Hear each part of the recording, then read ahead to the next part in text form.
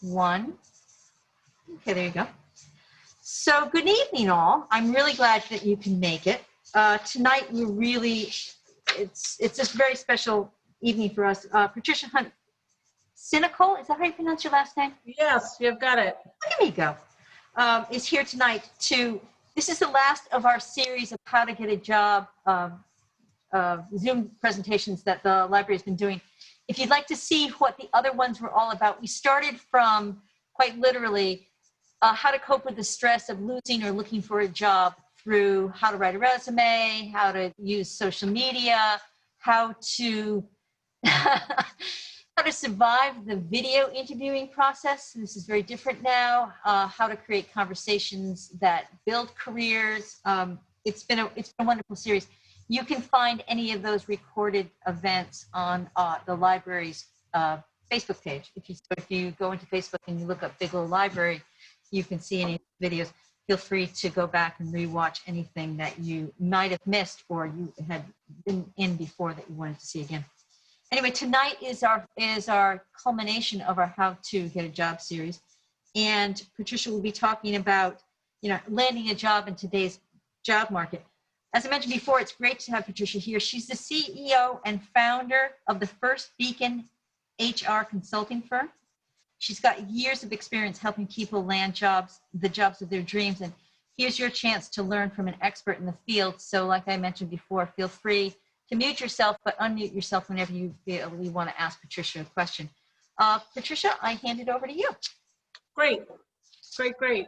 So thank you all for joining. Some of you look familiar to me, so I'm glad that you're joining. What I would love to do, because I could talk for days about this topic, I'd like you each to do sort of a brief introduction, and then a little bit about what you hope to when we sign off at 7:30 this evening, what you all hope to sort of leave with. So I mean, Claire, you're a familiar face and a familiar name to me, so why don't you lead us off, and then I'll sort of, as the tiles are sort of laid out with the different faces, I'll ask each person just to unmute themselves and tell me a little bit about what you're looking for and why you're here, and then I can tailor my comments to each of your specific questions. Hello, everyone. My name is Claire Post. I just moved to the Boston area from DC. I also just separated from the Navy for family reasons, so no bad feelings there. But what I am hoping to leave this with today is just kind of maybe a new tip or trick that I haven't heard yet, something that I might have been missing that could be the final piece to my puzzle and my job search. Okay. Thank you. All right, Kelly, another familiar face and name to me. I'm Kelly. I just graduated from Providence College with my MBA, and I'm hoping to also get some tips out of this because I'm currently searching for a job right now in finance. So. Okay. All right, Emily. Hey, good morning. Nice to meet you, Patty. I am Emily Cabrera. I am right now more of a full-time stay-at-home mom. I do have my own business, but I lost my part-time job in March due to COVID. So I'm looking for something with flexibility that's nights and weekends, even from home, which seems to be more of an option, but the commitment is tough not to do something full-time. So it's unique. And I'm here in Clinton. I'm down the street from the library. So what industry and what types of roles, Emily? So my experience right now has been based in marketing and sales, social media management, content writing. I'm an editor and publisher for Macaroni Kid. So that's what I'm doing right now, but business is obviously very slow. So it's not an income source at this point. Yep. Okay. All right, Stacey. Ladies, I'm sorry I'm not showing myself. I'm actually driving.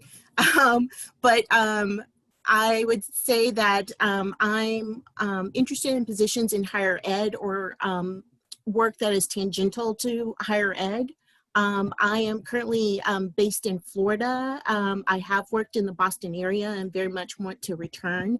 I moved back to Florida for family responsibilities, but I am now able to move back to New England. Okay. And are you limiting yourself to higher ed or no?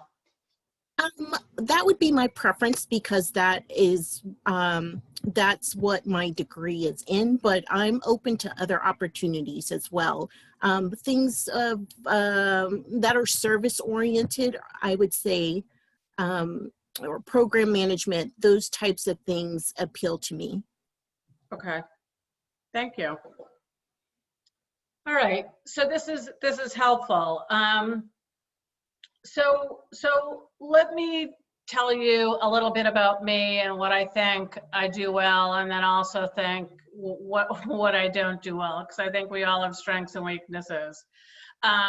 My background is heavy in HR. I have touched the recruitment, talent management world for 30 or so years. As some of you know, I live and work in Hopkinton. I also write a column for the Boston Globe called the Job Doc column. So I know how people get jobs. So that's why I'm often asked to speak, because I know how people land jobs. And I'm probably not the person to talk to if you want to do a lot of assessments to tell you, should you be a kindergarten teacher or an astronaut? But I am the person to talk to on sort of how people land jobs. So I'm going to start out with, I always say I have two addictions. One is coffee and one is LinkedIn. And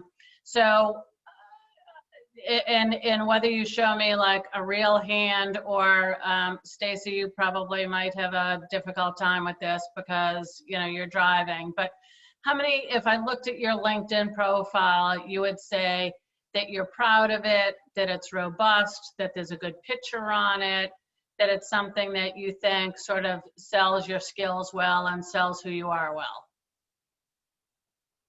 So what do people think? I saw Emily sort of give me the thumbs up, but is everyone else pretty positive?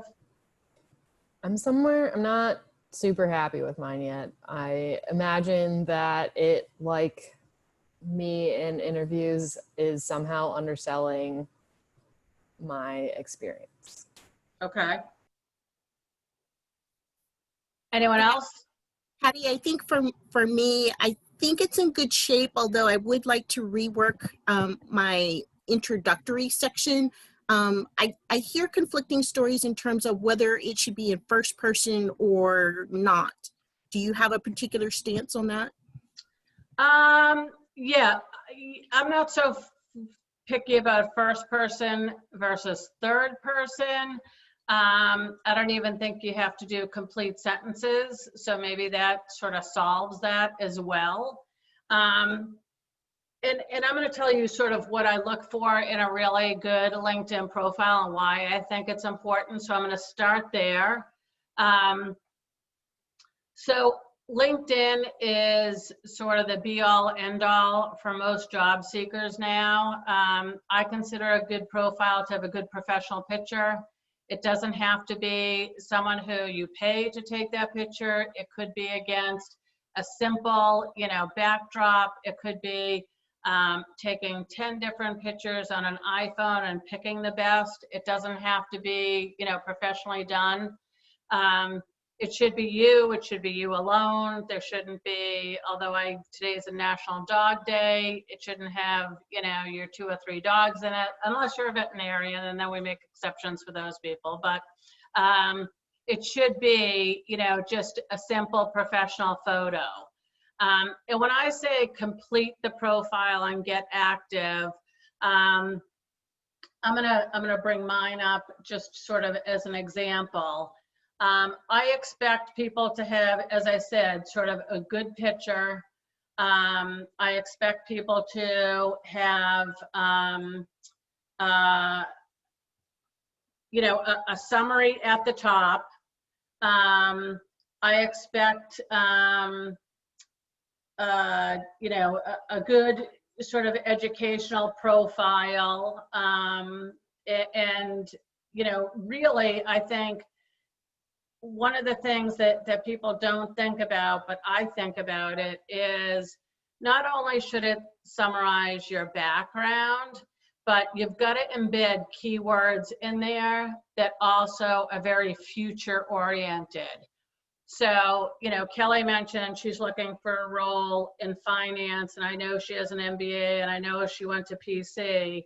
So we want to make sure, as descriptive as she is about her background in her LinkedIn profile, we also want to make sure that she repeats the word finance a few times, or the Boston area a few times.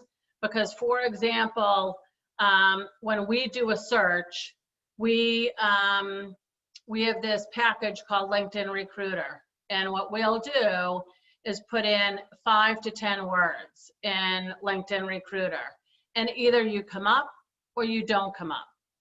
And, you know, what we're looking at is the first, you know, 20 or so people that come up within that zip code. So if we're looking for a project coordinator in Westboro, we're going to put the Westboro zip code in there. We might put Excel in there. We might put project management in there. We might put a certain industry in there. But if you don't have those keywords in, you're not going to come up in our profile. So not only do you want it to be, yes, a summary of who you are, but also sort of forward thinking. And, you know, not to pick on Kelly, but I know that she's looking for a job in finance, that she's a recent MBA.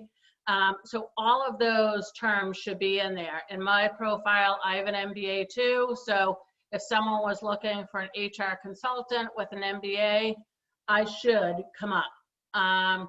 So think about, you know, when you look at your LinkedIn profile, it's not just sort of a regurgitation of your resume, but it has to have those keywords. So when people say to me, well, how do I know what keywords are? I always say, you know, before this pandemic, we would run into someone at a Starbucks or a Roach Brothers or the dry cleaners. And if someone bumped into us and said, what are you looking for? There would be, you know, certain words that come out of your mouth. So think about what those words are in sort of a keyword format.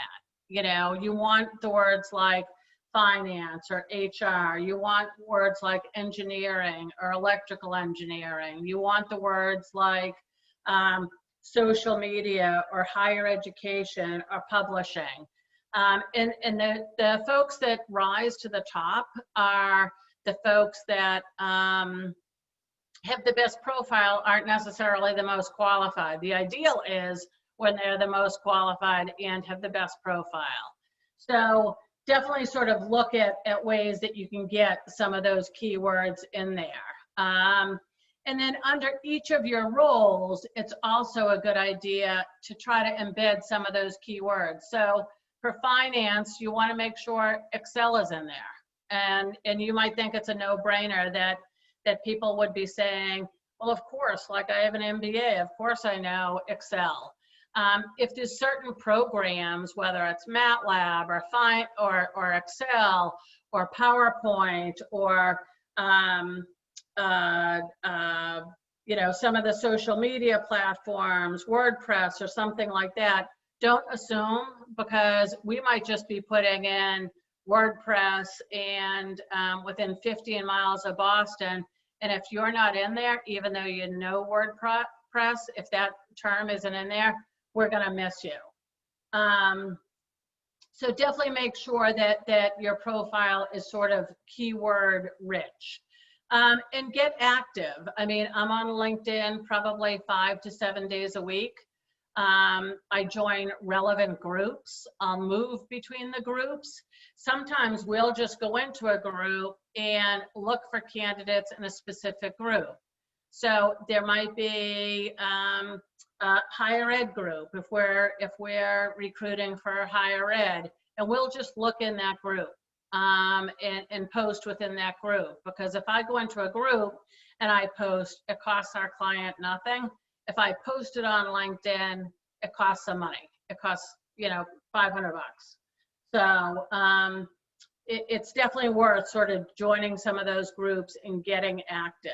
And making sure the keywords are really essential. The other thing I recommend is professional associations. So if there are professional associations, whether it be, one of my favorites is the Mass Medical Device Association. It's massmedic.com.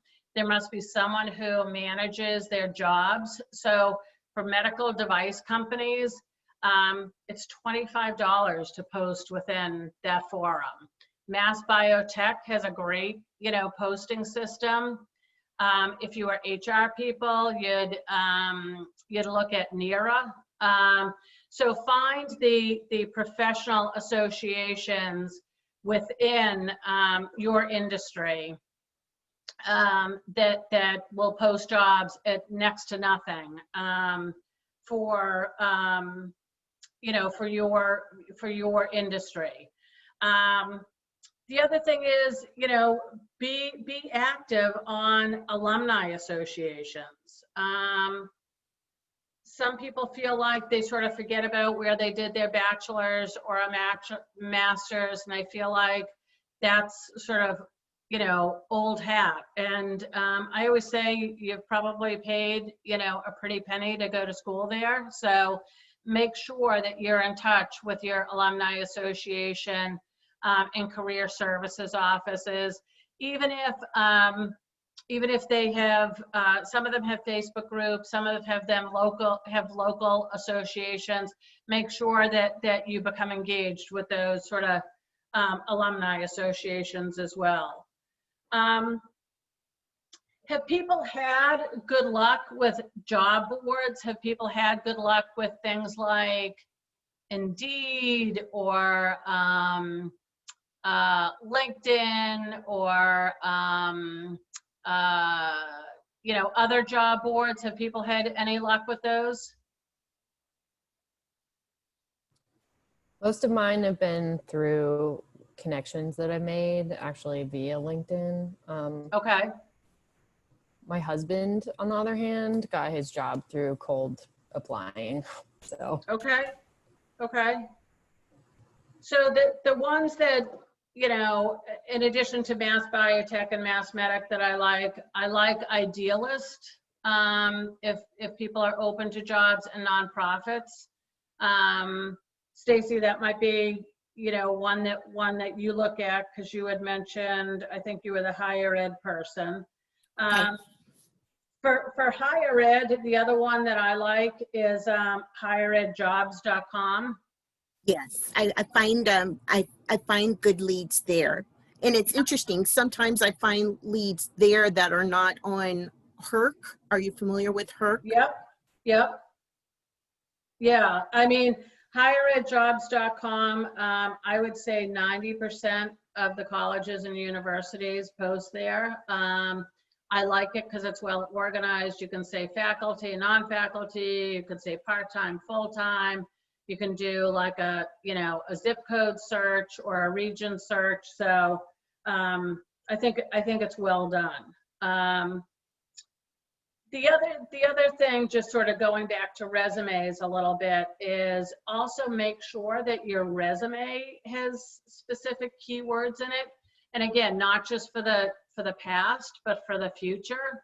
The reason why is because larger organizations like a Bose or a Staples or a GE, they're not looking at your specific resume in most cases. They have what we call an applicant tracking system, and your resume is being scanned. And that way, hiring professionals at those larger organizations are able to put in specific keywords. And much like LinkedIn, if you have specific keywords in your resume is going to sort of move to the top of the pile. I always like, I get this question a lot about a summary versus an objective on the resume. I think an objective is a little bit too limiting. I like a summary, and partially because it is another way to embed some of those keywords. And if you're, looking for a finance role, if you're looking for an engineering role, if you're looking even a social media role, companies want to see metrics. They want to see, specific numbers sort of that bolster your story about some of your achievements and some of your success. You want it to be crisp. You want it to be error-free. Definitely have a few set of eyeballs look at it. I always recommend titling your resume with your name, and then, something that says like 2020 or something like that. You shouldn't title it just resume, because searching for someone's resume, I probably have 2,000 resumes on my desktop, and we also have a separate database. If I'm looking for someone and I'm sort of like, wait a second, I met her at that event in November of 2019. I know she had a biotech background. It's really hard when you're looking for, in 15, resumes come up, and 13 of those 15 resumes, the title is resume. So you don't want to as odd as it is, you don't want to title your resume. And I always save it as a doc or a PDF. If you're sending it, it's always good to send it as a PDF. There's 1,000 stories out there about how I send it to you, it looks great on my end. Then when you get it, it looks crazy on your end, maybe because you have a Mac or whatever. And the PDF just sort of freezes the formatting so it doesn't go wild. The other thing that I always recommend is sort of developing that 1 to 2 minute elevator speech. And by that, I mean, in pre-pandemic times when you did bump into someone at the dry cleaners or at the grocery store or whatever, and they said, hey, Emily, what are you looking for? You could sort of come up with something. You're not sort of stuttering and trying to find your words. But I always say, practice it, put it on a 3x5 card, practice it a few times. The first version's not going to be perfect. That's perfectly okay. Practice it in front of your dog first, and a friend second, and your spouse third, or your partner third, because you're going to refine it, and it's going to sound smoother with every iteration. And it again, just like sort of the resume and the LinkedIn profile, you want to summarize your background, but you also want it to be forward-looking. And that's something I think we forget about, is the forward-looking part. I'm gonna share some stats with you that are they might horrify you, but I'll share them with you, because sometimes I hear from folks and they'll say to me, well, I've had like 3 Zoom calls, and I've had, 5 interviews with family and friends, and, how do I make sure, I'm networking? Because even though we have things like job boards and social media and LinkedIn and all of these tools, really networking is still how we land jobs, whether it's, referrals, word of mouth, someone that, you met at an alumni event, a Zoom event that you went to, but it's really still networking. So 150 meets translates to 1 offer. So when someone says to me they've met, a person at Panera Bread, a person on a Zoom call, a person at a, park, because we're also trying to be sort of responsible and socially distancing. If they say they've met 5 people, I sort of in my head say, Well, you have 145 more. So just realize that, you know, there are sort of metrics even around job hunting where when someone says they've made 10 people, I'm sort of like, okay, well, keep going, because it's some work for sure.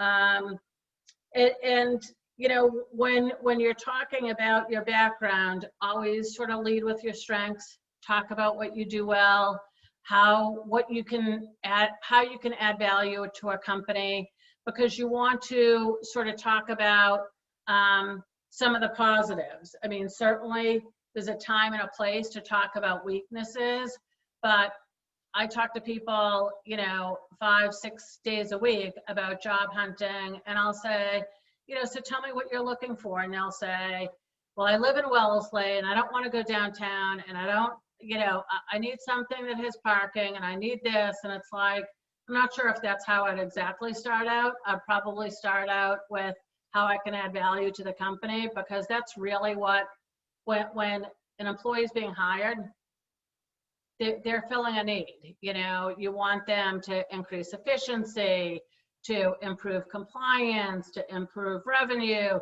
to help the company make a new widget. So it's not, you have to be careful about sort of it's not all about you. You have to be careful about what you're gonna hope to deliver to the company. I also always say, never say no to an introduction, and I've learned that over the years. Even if someone says to you, oh, you know, I have, you know, my college roommate has a tech company in the Seaport, and you can't imagine ever working in the Seaport.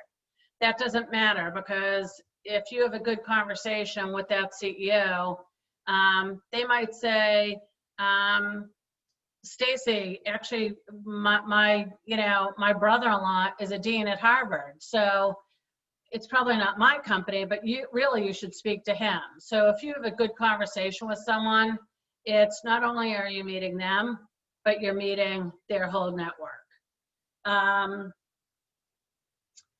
I always like when candidates also, in addition to having like a perfect, beautiful resume without typos, having that same look and feel to a second document, which should say professional references for Clarion Post at the top, and 3 to 5 professional references listed with your name, with that person's, the reference's name, how you know the reference, former supervisor at Bank Boston, their cell phone or their office phone, their email address.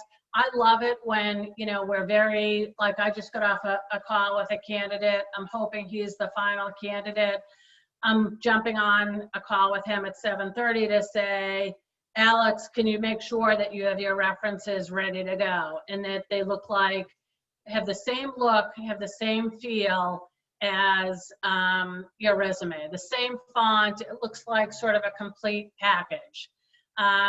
And sometimes candidates, I mean, sometimes a client will say to me, well, I'll just email this one to you, and then I'll get the other one to you tomorrow. And it's fine if it's coming just to me, but oftentimes our clients will say, you check 2 references and we'll check 1. And I'm always thrilled when I'm able to present that document that says, you know, professional references for Clarion Post, and there's 3 to 5 names there. And we say, okay, you know, Judy is the CFO that I'm working with right now. Okay, Judy, I'll try number 3 and 4, and you check the first 2. So it just sort of presents, you know, a look and a polish, you know, for if you're a final candidate. So one of the questions that we just got is, would you recommend the candidate push that out to the employer or wait until it is asked for? I would suggest waiting, because you don't also want to sort of jam their inbox with a lot of sort of paper. But like Alex knows, he had his final interview today with the CEO. You know, when I call him tonight, I'm going to say, Alex, make sure that this is like ready to go for tomorrow. This happens all the time. Sort of my next point is avoiding negativity about a former boss, about a former coworker, about a former employer. And it amazes me that people still will bash a former employer, a former manager or coworker. I know that those people exist out there. I think all of us do. But the place to sort of, you know, complain about a former boss or a former manager is probably not during the interview process.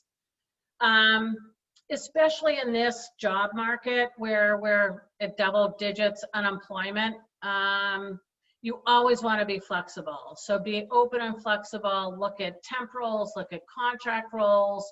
Some people will say to me, well, what about, you know, I'm taking myself on off the market if I accept a temp or a contract role. And I'll say to them, number one, you're also making money. Number two, you're also building your contacts. Number three, you're also, you know, filling a void in your resume. And we have lots of clients that will start with a temp or a contract and then say, you know, at the end of like 45 days, if it works out with Emily, you know, we could see ourselves making her an offer. So, and all you have to do is sort of commit to that 45 days. If you don't think this is the role for you, then that's fine. But I think that, you know, in this market, you have to be really, really flexible. Who has ever heard of a 30-60 day plan in the job seeking world? No, so most people haven't. So a 30-60 day plan is, and I'm going to type my email into the chat box, and if you want a sample, I'd be happy to share a sample with you. A 30-60 day plan is not something you do when you're one of 500 candidates. It's not something you do when you're one of 50 candidates. It's not something you do when you're one of 12 candidates. But if someone indicates to you that,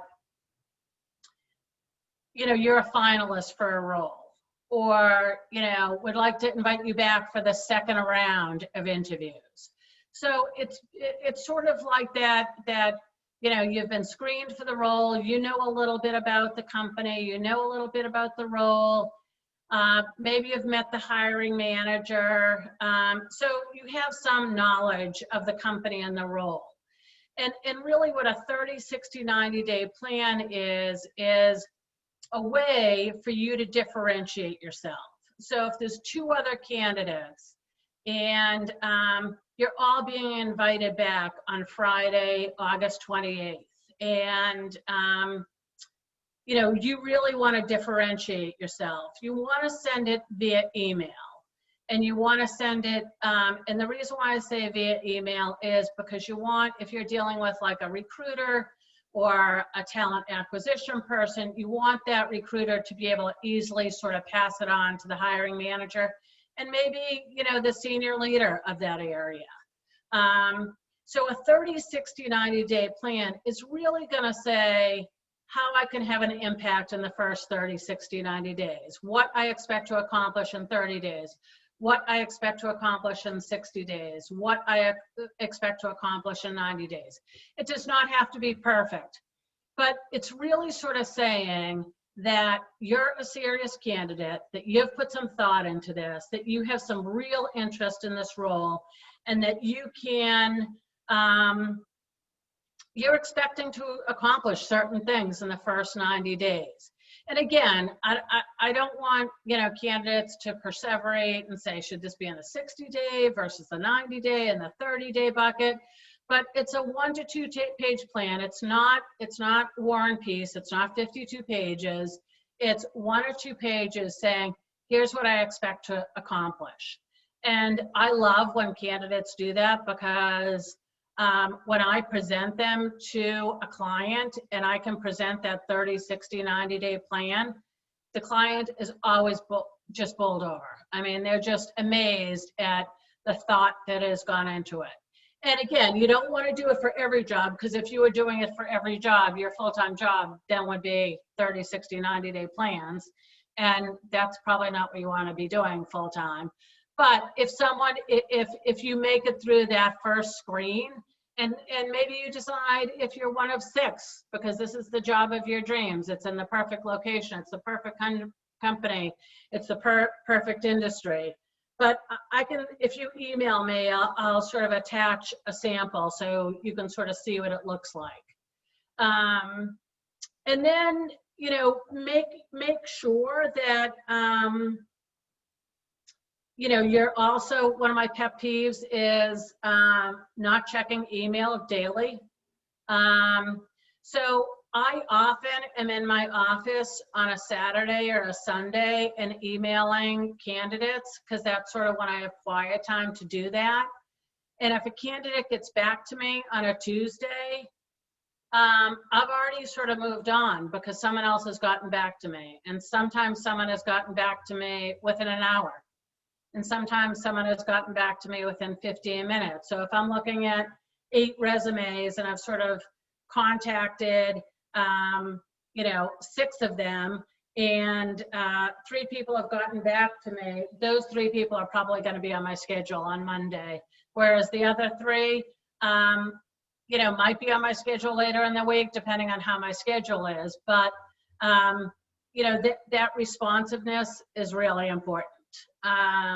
So, and I get asked this question a lot, you know, does that mean I need to check my email on weekends? And I would suggest, yes, you do.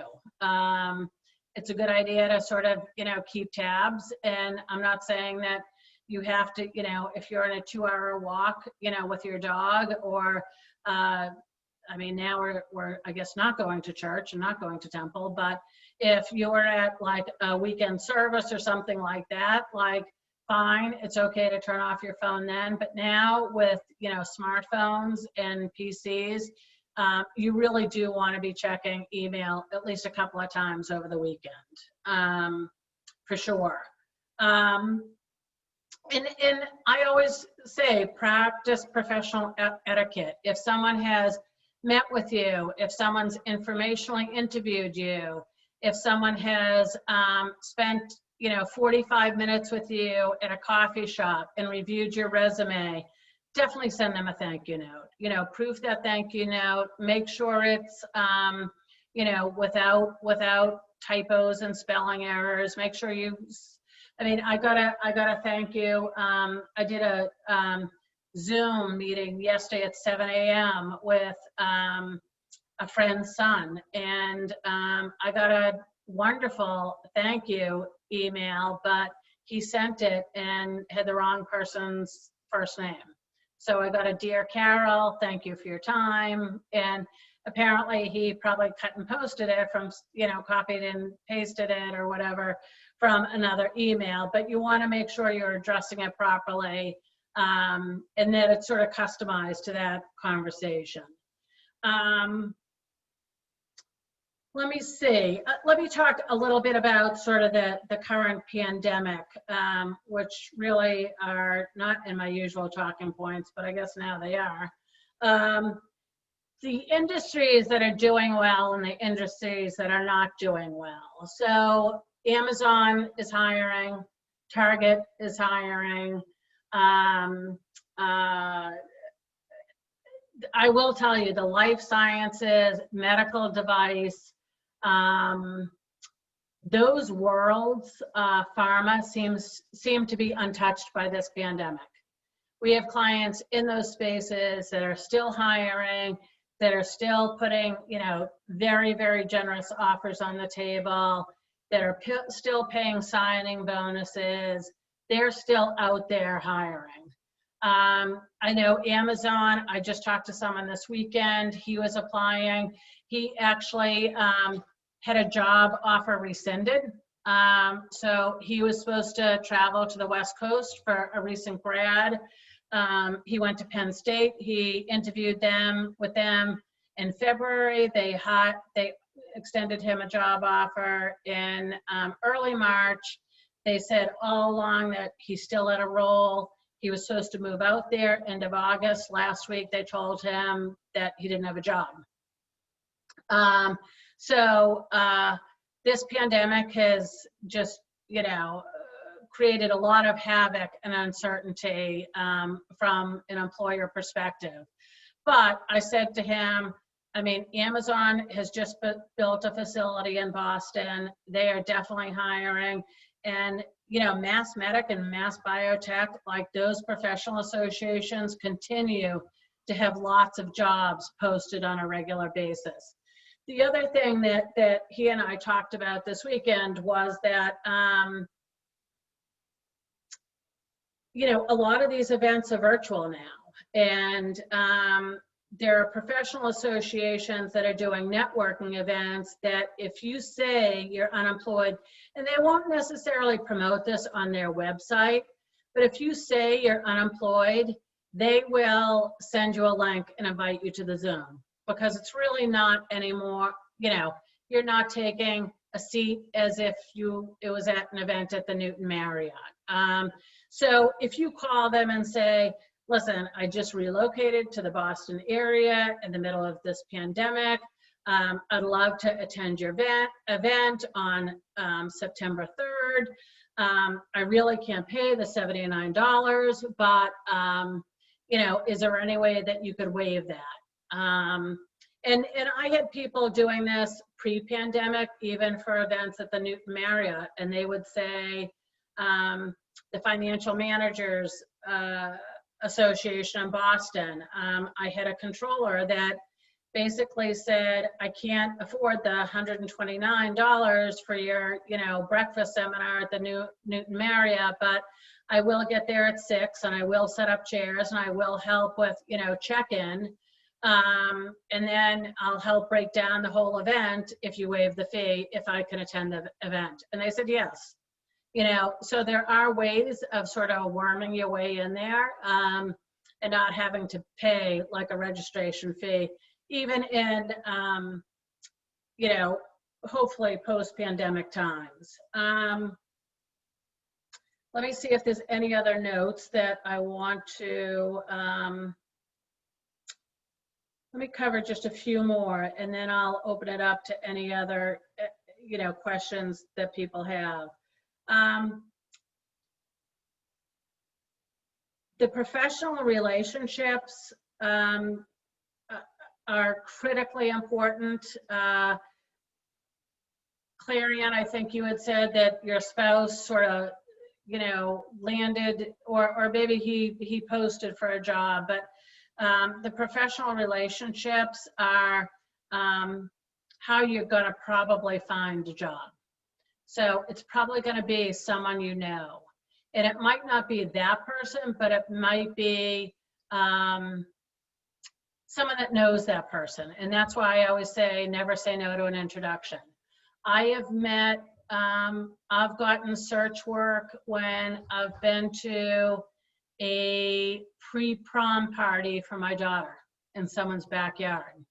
I have gotten work at wakes and funerals. I have gotten work at coffee shops waiting for someone else, but I thought it was someone else who I was supposed to meet there and handed them my business card, and lo and behold, I got work that way.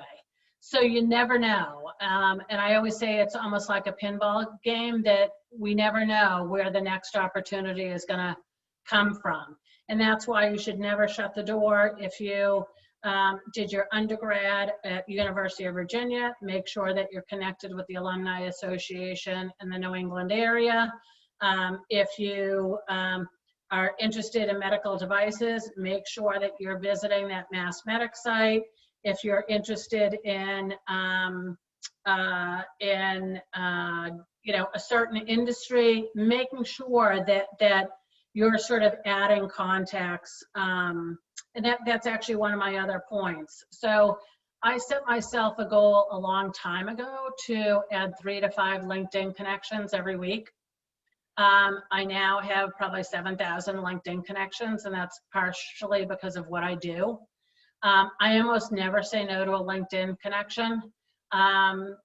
unless they're looking for my bank account number and the routing number for my checking account. But other than that, you know, I almost accept everyone. And I also share a lot of opportunities. So I'll share opportunities, and every once in a while I'll hear from someone that I don't know, and they'll email me or call me and say, hey, you shared an opportunity about 3 months ago. It was for a company in Quincy. I just want to let you know, I started in this job 2 weeks ago, and it was my brother-in-law who shared it with me. So, you know, sort of that viralness and sort of, you know, the contacts that you have could be really, really valuable. And I do believe, like, I get this question a lot too. I look at my LinkedIn profile probably 3 or 4 times a year, and I always make sure it's reflective of who I am, and a little bit about where I want to be. Because again, you know, thinking about what I said before about LinkedIn and your resume, it's not only what you've done, but make sure it's sort of also, you know, people can sort of see a path to what you want to do next. Like, I almost say from a resume, I should be able to tell what someone wants to do next. So, and make sure that I always say every January, I look at I mean, I've owned my own company for 20 years. I still have a resume. I look at it every January. I make sure it's updated. I make sure it's refreshed. A question I get all the time, my resume is 2 pages. I would never go beyond 2 pages unless, you know, I am a PhD from MIT and have all these publications and patents. Most of us, you know, should never exceed 2 pages. For recent grads, it should probably be 1 page. Don't make your resume like a number 6 font. It should be like minimum a 10 font, an 11 or a 12 font is ideal. Do not use what I would call wedding invitations fonts. I mean, don't use curly cues. Don't use logos of companies. Those totally confuse applicant tracking systems. So if you ever, you know, submitted your resume to Bose or to GE and you had like 3 logos, it shows as like a black box. And you don't want that, you know, you don't want that image coming up on a hiring manager's desktop. The other thing I just saw 2 weekends ago was someone had their photo on their resume, which do not put your photo on your resume. Put it on your LinkedIn profile, but do not put it on your resume. And I really think, you know, the time you invest in a good LinkedIn profile now is an investment not only in your current job search, but also in the future. What questions didn't I get to? I'm looking at the time. I sort of ruined my own deadline. I wanted to stop talking at 7:15 to open it up at questions, and I've already blown that by 5 minutes. But what questions didn't I cover that I should have covered? What did I go over too quickly? Because again, I could talk about this for 8 hours and I don't want to. I have a question about accepting LinkedIn requests, actually. So I had somebody, I have no idea how he would have found me. He's currently a student at University of Texas, I believe. So sometimes if they don't send me a note, I kind of ask, like, how did you find me? Like, what is our connection?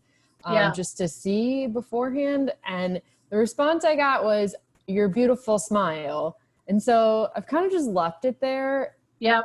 And I feel like maybe I should educate him on not saying things like that, but I don't.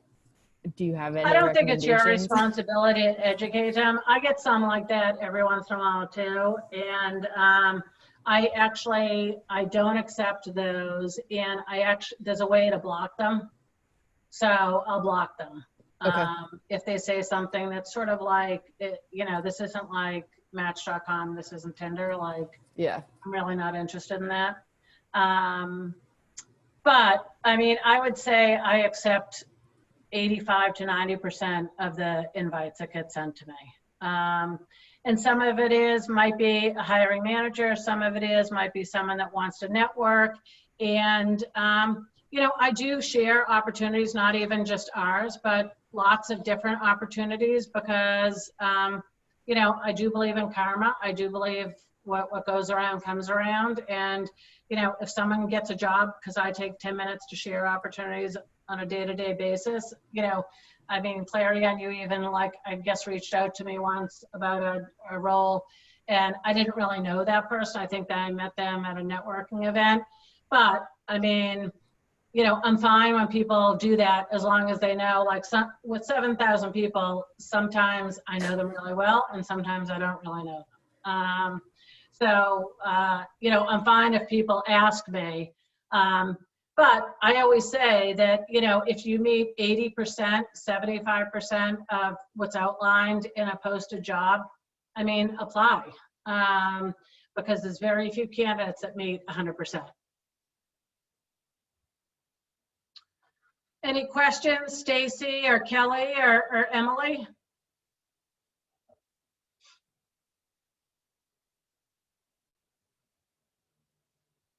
All right, I just got a question through the chat. Do you recommend any specific sites or tips for searching part-time positions?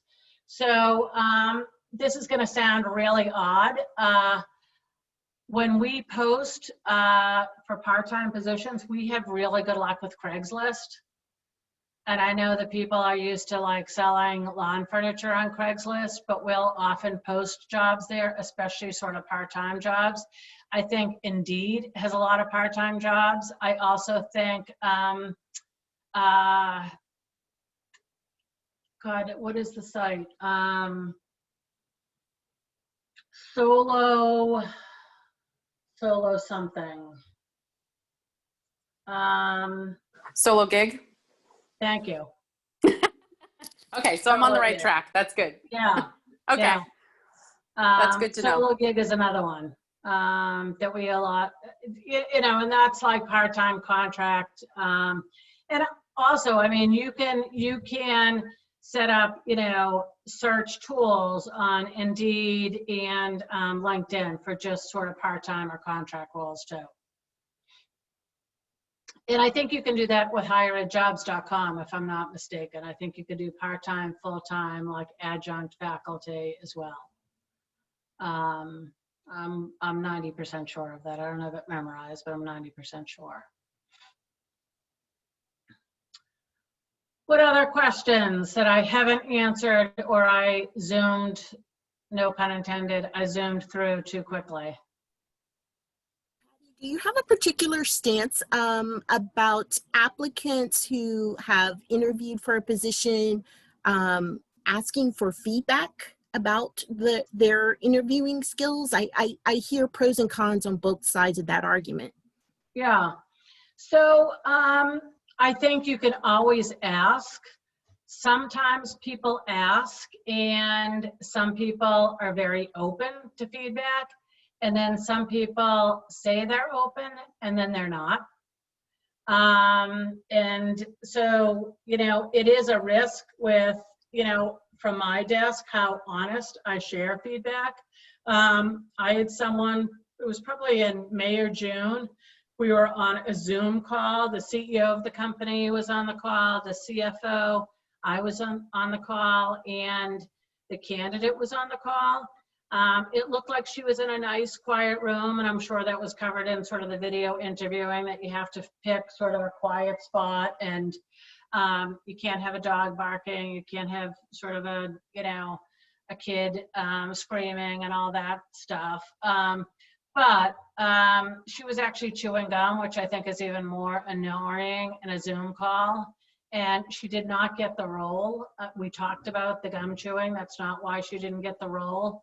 But she asked me for feedback afterwards, and I gave her some of that feedback, and she wasn't really happy with the feedback. So I guess if you're going to ask for feedback, you have to be open to it. Because she was really sort of irritated that she didn't get the role, and it came across. And I guess I could have pointed out, some of the other reasons why she didn't get the job, because she didn't send a thank you note, because there was a typo in her resume. And I did mention the gum chewing, but she wasn't really happy that I mentioned the gum chewing. She was really offended by that. But, you know, so as long as you're open to it, I think it's fine to ask. Thank you. What else did I not cover that I should have covered? And I would encourage you, if we're not connected on LinkedIn, I would encourage you to connect with me for sure, because I do share opportunities. So Patricia, this is Melissa at the Bigelow again. Hi, Melissa. Hi. I'd like to thank you for this tonight. As I mentioned at the beginning of this is being recorded. It's going to be posted on the Bigelow's Facebook page and YouTube channel. More importantly, for those of you who are attending tonight, and this is not in the library necessarily, but check out our other Zoom presentations that we did on this How to Get a Job series. Some of the stuff that Patricia is talking about tonight has been fleshed out by some of our other presenters as too. Not that Patricia did not do a wonderful job, but I think as a whole, they're extremely helpful. So if you discover at the end of this presentation, oh, I wish I'd asked that question, check out those videos, see if some of those are helpful. And I don't know, I'm not going to speak for you, Patricia.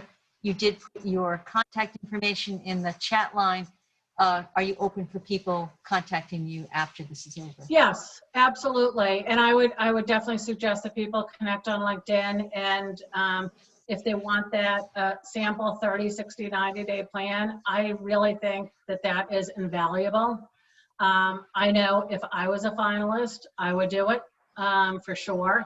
And again, it's when you see it, you're gonna say, oh my God, this is like so obvious. Like, why didn't I think of it?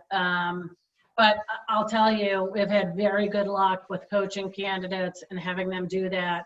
And again, I'm not sure if I would do it for every job I interviewed for, but it is a very positive differentiator if you're one of the finalists, for sure.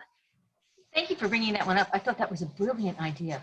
I know, I learned about it probably 10 or 15 years ago, and I was like, why didn't I think of this? But now when we, and I don't usually work on the candidate side, but when I do work with candidates or when I do something like this, I make it available. So I'm just going to, feel free to stay on afterwards. I'm going to stop the recording now and just give my thanks to the participants for signing up, and then also to Patricia. Thanks again. Patricia, I'm hoping to do another series like this probably in another month. Okay. If you have any suggestions of people that we could contact, I'm hoping that as people start to get used to the fact that the Bigelow is offering these, that they'll start to just kind of, log in and watch them. Yeah, and I think July and August is tough because I know a lot of people, if I hear one more person that says to me, I'll be back the week of August 31st, I think a lot of people are vacationing. These people are still having fun though. There's nothing wrong with that. Right. Okay, so thank you very much and good night all.